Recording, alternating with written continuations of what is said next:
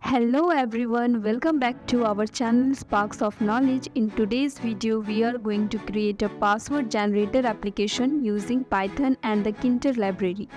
This application will allow us to generate random and secure passwords with various options.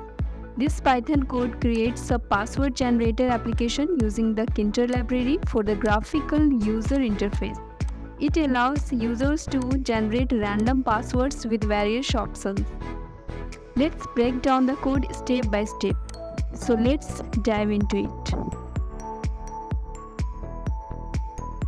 First, we import the necessary libraries for our project. We are using tkinter for the graphical interface, and we will also need ttk for themed widgets, message box for displaying error messages, and the Python's random and string libraries for generating random passwords.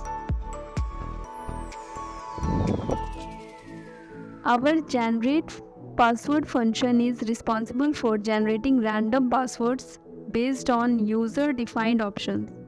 We can choose the password length, complexity level, and which character type to include.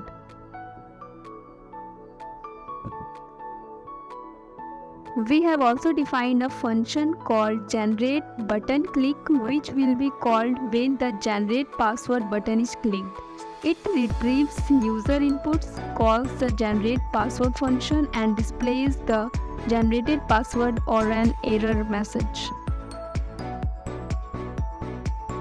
Our main application window is created using tkinter. We set its title, dimensions, and background color to create an appealing user interface. We have added some style to our UI elements using the ttk style class. This allows us to customize the fonts and colors of labels, checkboxes, and buttons. We create widgets for password length, complexity, checkboxes for character types, and the generate password button. We use the grid method to arrange them in rows and columns within our window.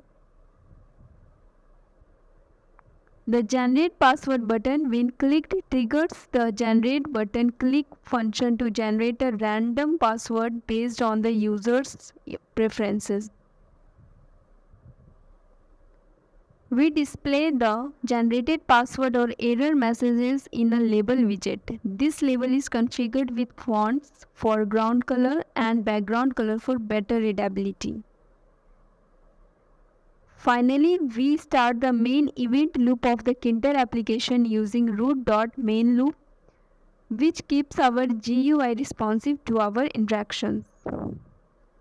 If you found this video helpful, don't forget to like, share, and subscribe to our channel. Thanks for watching, and I will see you in the next video.